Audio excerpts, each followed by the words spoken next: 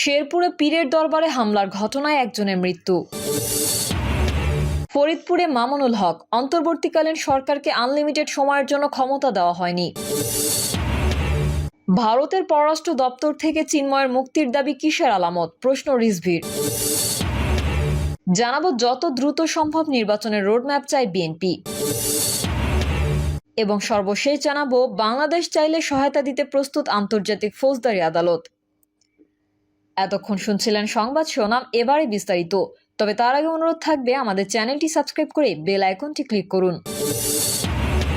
শেরপুরে পীরের দরবারে হামলার ঘটনায় একজনের মৃত্যু। শেরপুরের মুর্শিদপুরে দোজা পীরের দরবারে হামলা, লুটপাট ও অগ্নিসংযোগের ঘটনায় আহত একজনের মৃত্যু হয়েছে। ঢাকা মেডিকেল কলেজ হাসপাতালে চিকিৎসাধীন অবস্থায় বুধবার ভোরে হাফেজ উদ্দিন মারা যান, যিনি হামলার ঘটনায় আহত হয়ে হাসপাতালে চিকিৎসাধীন ছিলেন। পুলিশ লিখিত অভিযোগ ও দরবার কর্তৃপক্ষ সূত্রে জানা গেছে, গত 5ই আগস্ট রাজনৈতিক পথ পরিবর্তনের পর থেকে স্থানীয় একটি মাদ্রাসার কয়েকজন শিক্ষক ও এলাকাবাসী সদর উপজেলার লছমনপুর এলাকায় অবস্থিত মুর্শিদপুর দরবার শরীফের কার্যক্রম বন্ধের হুমকি দিয়ে আসছিলেন। তাদের অভিযোগ, পীরের দরবারে ইসলাম পরিপন্থী কার্যকলাপ পরিচালিত হয়। মঙ্গলবার ভোরে মাদ্রাসার শিক্ষক মোহাম্মদ তরিকুল ইসলাম সহ 400 থেকে 500 লোকজন মুর্শিদপুর পীরের দরবারে হামলা চালান। তারা দরবারের টিনের বেড়া ভেঙে ভেতরে প্রবেশ করে হামলা, ভাঙচুর ও লুটপাট চালান। এ সময় দরবারে থাকা খাদেম ও তার অন্য মুরিদরা তাদের বাধা দিলে উভয় পক্ষের সংঘর্ষে অন্তত 13 জন আহত হন। খবর পেয়ে সেনাবাহিনী, পুলিশ ও র্যাব সদস্যরা ঘটনাস্থলে গিয়ে পরিস্থিতি নিয়ন্ত্রণে আনেন। পরে দরবার থেকে কয়েকটি পেট্রোল বোমা এবং অবিস্ফোরিত কয়েকটি ককটেল উদ্ধার করে পুলিশ। এ ঘটনায় দরবার শরীফের খাদেম মাহমুদান মাসুদ বাদী হয়ে স্থানীয় একটি মাদ্রাসার সুপার সহ 25 জনের নাম উল্লেখ করে ও অজ্ঞাতনামা আরও 400 থেকে 500 জনকে আসামি করে মঙ্গলবার রাতে সদর থানায় মামলা করেন। অপরদিকে মাদ্রাসার পক্ষ থেকে দরবার শরীফের লোকজনকে আসামি করে একটি মামলা করা হয়েছে। ফরিদপুরে মামুনুল হক, অন্তর্বর্তীকালীন সরকারকে আনলিমিটেড সময়ের জন্য ক্ষমতা দেওয়া হয়নি। বাংলাদেশ খেলাফত মজলিসের মহাসচিব মাওলানা মামুনুল হক বলেন, অন্তর্বর্তীকালীন সরকারকে বলবো, একেবারে আনলিমিটেড সময়ের জন্য ক্ষমতা আপনাদেরকে দেওয়া হয়নি। একটা নির্ধারিত সময়ের জন্য আপনাদেরকে ক্ষমতার মসনদে বসানো হয়েছে। আপনাদের সুনির্দিষ্ট একটা এজেন্ডা রয়েছে, সুনির্দিষ্ট দায়িত্ব রয়েছে। আপনারা প্রয়োজনীয় সংস্কার সারবেন। ফ্যাসিবাদদের আগ্রাসনে ভেঙে পড়া বাংলাদেশকে শুধুমাত্র জরুরি পুনর্নির্মাণ করে অতি দ্রুত জাতীয় নির্বাচনের ব্যবস্থা করবেন। লেভেল প্লেয়িং ফিল্ড তৈরি করে জনগণের প্রতিনিধিদের হাতে ক্ষমতা হস্তান্তরের রাস্তায় আপনারা চলা শুরু করুন। মামুনুল হক বলেন, ফ্যাসিবাদ 2000 লাশের ওপর ক্ষমতায় থাকতে চেয়েছিল। বাংলাদেশে ক্ষমতার মসনদ যেন ক্ষমতাসীনদের কাছে রক্তের চেয়ে দামি না হয়। আমরা ভবিষ্যৎ রাষ্ট্রীয় কর্ণধারদের স্পষ্ট বার্তা দিয়ে দিতে চাই, জনগণের জানমাল, ইজ্জত, আবরু, তাদের জীবনের নিরাপত্তাকে নিশ্চিত করতে হবে।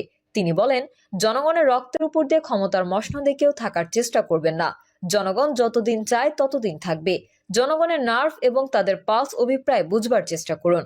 মামুনুল হক বলেন, চট্টগ্রাম আদালতের সহকারী সরকারি প্রসিকিউটরকে সাম্প্রদায়িক উগ্র হিন্দুত্ববাদী ইসকনের জঙ্গিবাদীরা নির্মমভাবে কুপিয়ে হত্যা করেছে।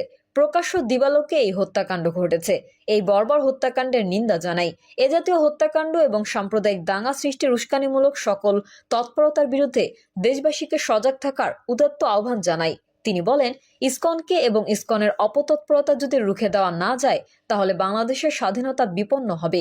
জাতির ধর্ম বর্ণ নির্বিশেষে বাংলাদেশের সাম্প্রদায়িক সম্প্রীতির যে স্থিতিশীল পরিবেশ, এই পরিবেশকে ওরা জাহান্নামের আগুন দিয়ে পুড়িয়ে ছারখার করে দেবে। মামুনুল হক বলেন, আমরা অবাক বিস্ময়ে তাকিয়ে আছি বাংলাদেশের বিচার ব্যবস্থার দিকে, সর্বোচ্চ আদালতের দিকে। এখনো ইসকনকে কেন নিষিদ্ধ করা হয় নাই? আজ আমরা ফরিদপুরের জনসভা থেকে ঘোষণা করতে চাই, এই ইসকন নামক উগ্র সাম্প্রদায়িক জঙ্গিবাদী গোষ্ঠীকে যদি নিষিদ্ধ করা না হয়, বাংলার মাটিতে ইসকনকে অবাঞ্ছিত করতে, উৎখাত করতে যা করতে হয় আমরা নিজেরা করব। ভারতের পররাষ্ট্র দপ্তর থেকে চিন্ময়ের মুক্তির দাবি কিসের আলামত, প্রশ্ন রিজভির।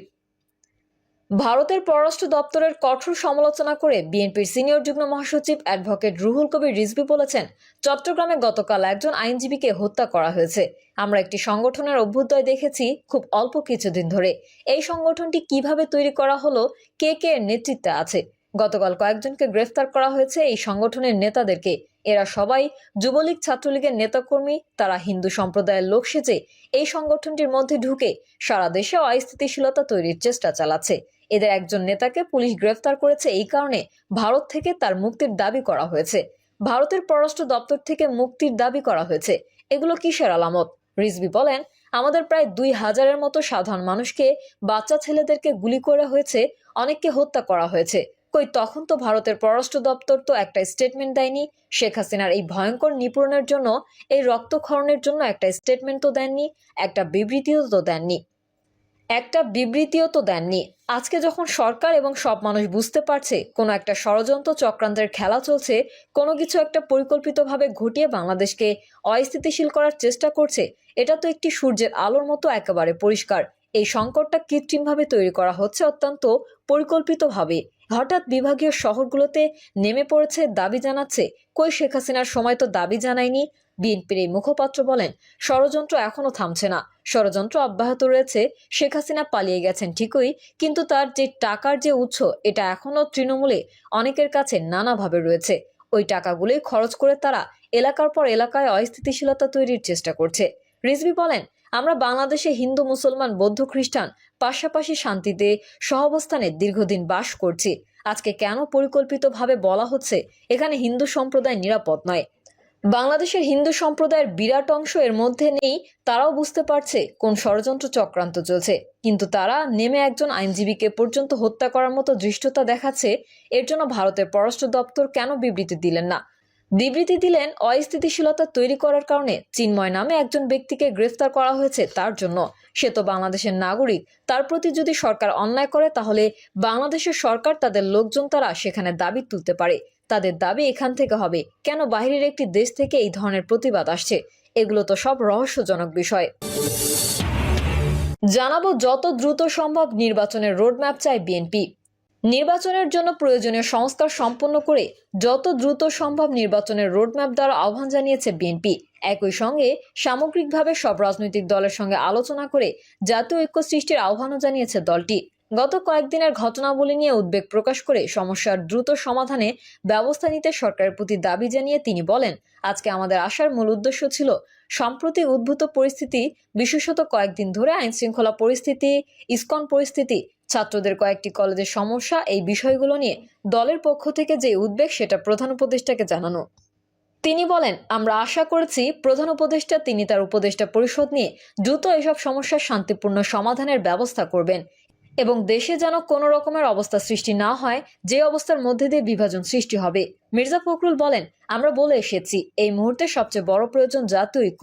আমাদের সামনে অনেক বড় চ্যালেঞ্জ। সেই চ্যালেঞ্জ মোকাবেলা করার জন্য বিশেষত যারা বাংলাদেশের স্বাধীনতা, সার্বভৌমত্বের প্রতি হুমকি হয়ে দাঁড়ায় অথবা দেশের স্থিতিশীলতা বিনষ্ট করতে চায়, তাদের প্রতিহত করতে অবশ্যই জাতীয় ঐক্য গড়ে তুলতে হবে।